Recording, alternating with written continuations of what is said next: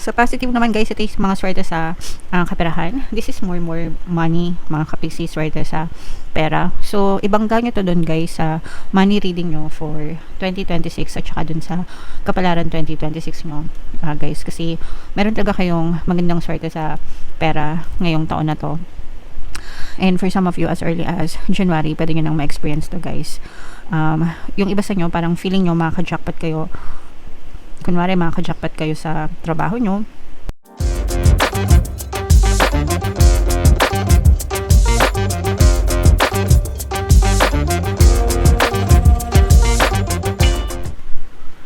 Hello guys, hello Capricorn, welcome back to Pinoy Pixie Tarot. Ang pamagat ng episode natin for tonight is first half kapalaran para ngayong January 1 to 16 mga kapiksi para sa Capricorn, Sun, Moon, Rising, Sign, and Venus. So, unahin natin tong deck na to. Ito yung mga angel messages para sa inyo. So, meron tayong protection guys, meron din tayong structure at saka dreams mga kapiksi. So, ito guys, magdasal kayo mga kapiksi, no? Humingi kayo ng protection sa inyong mga anghel gabay mga kapiksi, and you also have to protect yourself from negative na mga tao, bagay, sitwasyon.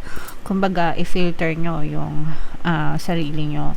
I-filter nyo yung mga tao, bagay, sitwasyon na hinahayaan nyo makapenetrate or makapasok sa inyong buhay. Kasi, especially yung mga toxic, no? Mga toxic, mga nega, yan, kailangan yung protektahan yung sarili nyo from those energies mga kapiksi para hindi kayo madamay, hindi kayo mapahamak, hindi kayo manega mga kapiksi. Okay? And ito naman guys, ito saktong-sakto kasi first month, 'di ba, ng 2026. So parang ina-advise kayo na this is the best time para mag-build kayo na magandang structure or matibay na pundasyon sa buhay nyo. If meron kayong mga plano for 2026 or if gusto nyong magplano, ito na yung best time guys. Create a very concrete plan, strategies para sa buhay nyo para ma-achieve nyo itong mga dreams na to guys, no? Itong mga pangarap sa buhay. So pay attention to your dreams as in mga pangarap guys. You have to stay focused, mag-build kayo ng mga pangarap nyo. Libre lang mangarap guys, and always remember na you can be, do, and have anything that you want basta gugustuhin nyo mga kapiksi. Another message nito is pay attention to your dreams as well kasi sometimes yung mga anghel gabay natin, may mga mensahe yan na naisiparating sa atin sa pamamagitan ng panaginip. Okay? So, pay attention to your dreams guys. So, yan yung mga angel messages para sa inyo. Ito naman guys, sa love naman ito, sa bawat reading natin ngayon 2026, i-incorporate na natin yung mga love messages kasi tatanggalin na natin yung love episode sa ating channel guys. So dito naman sa love, tingnan naman natin yung mga maka-influence sa love life nyo guys. So meron ditong brunette female mga kapiksi, kayo mangging kaligatan, Pinay na Pinay, ganyan, or pwede rin kahit na ibang lahi, pero brunette guys. So pwedeng energy nyo to, energy ng person nyo, or pwedeng parehas nyo energy, pwedeng he, she, or she yung relationship nyo guys. Okay? Alright. So what else? Tingnan pa natin. Meron din ditong money, pera guys, no? Ibig sabihin nito guys, pwedeng nagkaka-impluwensya yung pera sa relationship nyo ng person nyo. Pwedeng nagkakaroon kayo ng mga pagtatalo or pag-aaway dahil sa pera, o kaya naman pwedeng nakafocus kayo ng person mo sa pagpapalago ng kaperahan, especially kung mag-asawa na kayo, nagsasama na kayo kasi yung mga nagsasama na talagang they are building their life together, so napaprioritize talaga nila yung kaperahan guys. So pwedeng nagtutulong kayo ng person mo mga kapiksi. And ito naman guys, freedom, kalayaan. So kahit na in a relationship kayo mga kapiksi, pwedeng nandun pa rin yung kalayaan nyo sa isa't isa, hindi pa rin kayo nasasakal, no? And this is also a reminder na if ever na feeling nyo nasasakal nyo yung person nyo, reminder, no, na lahat tayo may freedom. So hindi natin dapat sinasakal yung mga person natin. At the same time, hindi din dapat tayo nasasakal sa kanila, no? So kailangan may freedom pa rin, meron pa rin kayong sariling space, bigyan nyo din sila ng sariling space mga kapiksi. Okay? Alright, kahit na mga person natin sila guys, hindi natin sila pag-aari. Okay? Alright. So, comment down below, Capricorn, yung feeling nyo naka-resonate kayo dyan. Shuffle natin to guys. Hanapin natin yung energy ng Capricorn. Habang sinashuffle ko to, panoorin nyo muna yung video natin regarding sa ating paano mag-manifest ng abundance video course. Kapiksi, sawa ka na ba sa mga struggles at hirap sa buhay mo? Masipag ka ba at masikap sa buhay ngunit hindi ka pa rin umaasenso?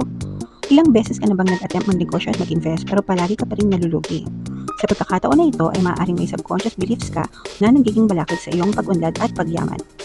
Introducing, paano mag-manifest ng abundance video course.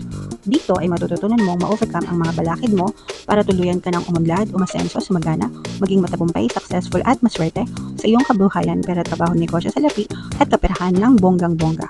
Dali, mag-send na ng email sa pinoypixie@gmail.com at simulan na ang iyong pagyaman ngayon.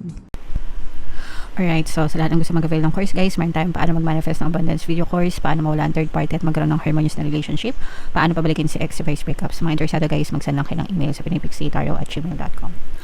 And sa mga naghahanap guys ng pampaswerte na lucky charms or lucky bracelet, aventurine tsaka citrin yung recommended ko mga kapiksi. Ito, may makikita kayong mga link sa description box. Wow. So, Capricorn guys, kayo ay represent ng Queen of Pence. Meron din ditong another earth sign, Capricorn, Taurus, Virgo. So for some of you guys, maaari may earth element kayo at saka water sign guys, Cancer, Pisces, Scorpio. So pwedeng may mga ganyang element kayo sa inyong natal chart, or you may be dealing with other people na may ganyan sa natal chart nila. So ito guys, sa negative mga kapiksi, no, may mga stress, may mga magpapastress sa inyo, may mga problema or challenges na maaari kayong ma-experience mga kapiksi. So ito guys, pwedeng mga problema nyo pa to since last year, hindi pa kayo, yung iba sa inyo pwedeng hindi pa completely nakaka-move on, hindi nyo pa masyadong nakikita yung mga solusyon. Pero magsikap lang kayo guys, kasi malalampasan nyo din itong mga pagsubok na to, no? So, wala namang problema na hindi natatapos guys. So, mag-persist lang kayo, magdasal, and dadating din yung mga solusyon sa mga problema nyo. Kahit anong problema pa yan guys, iba-iba naman kayo ng sitwasyon, so iba-iba kayo ng problema, pero malalampasan nyo rin yan. Tsaka huwag kayo masyadong ma-stress mga kapiksi. Iwasan nyo yung pag-overthink, kasi the more na nag-iisip kayo, the more na may stress kayo. And the more na mahirapan kayo makawala dun sa problema guys, okay? So positive naman guys, ito yung mga swerte sa kaperahan. This is more money mga kapiksi, swerte sa pera. So ibangga nyo to dun guys sa money reading nyo for 2026 at saka dun sa kapalaran 2026 nyo guys, kasi meron talaga kayong magandang swerte sa pera ngayong taon na to. And for some of you, as early as January, pwede nyo nang ma-experience to guys. Yung iba sa nyo, parang feeling nyo makaka-jackpot kayo.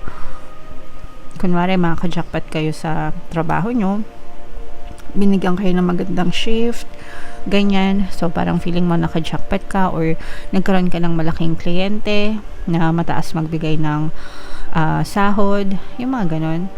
O kaya naman feeling mo swerte ka sa negosyo mo kasi marami kayong mga kliyente na repeat clients, no, yung mga paulit-ulit na kliyenteng bumibili. So mga ganong klaseng swerte guys, no. So kaya dumadami yung pasok ng pera sa inyo mga kapiksi. So, imain man yun na itong mga swerte sa kaperahan na to, more money mga kapiksi. Ito, mind, good luck, good fortune. Pakinggan nyo guys yung bago nating pampaswerte sa 2026 na subliminal. Super ganda ng mga affirmations na nilagay ko doon guys. And mas magiging progressive din yung inyong taon ngayon mga kapiksi, no? Ibig sabihin parang yung iba sa inyo nagigising na bawal na yung tamad o tinatamad na kayong tamarin. So kung naging tamad kayo for last year or for the past few years mga kapiksi, parang matagal na kayo nakapagpahinga, and this time gusto nyong bumawi naman sa sarili nyo, sa sarili nyong buhay. So magkakaroon ng magandang pagbangon or progress sa inyo mga kapiksi. Okay, what else guys? Ito yung sinasabi nating mga problema or challenge guys, no? So, eto guys, medyo masakit sa ulo to. Yung iba sa nyo, yung problema na nakikita natin dito guys is baka matakasan kayo sa pera, lalo na sa mga pautang, o kaya yung mga nagagarantor guys, o kaya yung mga nag-i-invest. Kunwari niyaya ka ng kaibigan mo, uy maglagay tayo ng pera dito, o kaya niyaya ka na magsugal, yung mga online gambling mga kapiksi, no? Maglaro, ganyan. So nung una parang libang-libang lang hanggang sa naging addiction na, 'di ba? So yung mga ganon, doon kayo matatalo. Yung iba sa nyo, pwedeng hindi kayo pero may kasama kayo sa bahay na nagaganon. So pwedeng asawa mo o kaya anak mo na nalululong sa ganong klaseng bisyo mga kapiksi. So yun yung medyo magpapahirap sa inyo, yung parang yung iba yun yung nagiging pagsubok mga kapiksi. Kaya mag-ingat kayo guys, nakakasira ng buhay yung mga sugal-sugal guys. Imbis na magsugal kayo, gamitin nyo na lang sa ibang paraan yung pera mga kapiksi, or maghanap kayo ng ibang mapagkakakitaan guys. Okay? Alright, and ito guys, sa pag-ibig nakikita natin na maaaring may magbalik sa inyo. Ito pala yung sinasabi natin kanina na money, no? Money problems mga kapiksi. Kasi yung iba pwedeng maging money problems ito sa relationship, di ba? So ito yan yung sinasabi natin na maaaring magkaroon kayo ng problema, lalo na yung mga nagsusugal or may mga bisyo na mga asawa. Sa iba naman, ibig sabihin naman itong money na to guys, suswertehan kayo sa pera, no? Kagaya nung na-mention ko din kanina mga kapiksi. And eto guys, no, maaaring may magbalik sa inyo, magparamdam, mga past lover, mga ex guys. Mga ex past lovers, ganyan. Pwedeng magkaroon ng reconciliation mga kapiksi. Pero I'm sensing this is more of reconnection kaysa sa reconciliation. Ibig sabihin, makikipag-reconnect yung person mo, yung past person, pero hindi makikipagbalikan. Parang reconnect lang, chat-chat lang, kumustahan, ganyan. Pero nothing more than that. Kumbaga, hindi naman ito nag-a-attempt or wala naman itong intention na makipagbalikan sa'yo. Siguro gusto niya lang maging friends kayo, or parang mawala na yung mga negative na, alam niyo yun, attachment sa inyong dalawa mga kapiksi. Okay? Alright. So, yeah. Yan ang inyong reading guys. Ito guys, i-mind nyo na itong mga swerte sa pera na to, no? More money, swerte sa pera, kasi yan yung magandang energy na nakita natin sa inyo para ngayong January 16 to 31. Comment down below if nakaresonate kayo guys. Ito yung ating 2026 kapalaran. Ito naman yung ating success stories ng paano mag-manifest ng abundance video cards. Thank you for liking, sharing, and subscribing. See you next time guys. I love you all. Have a nice day. Bye-bye.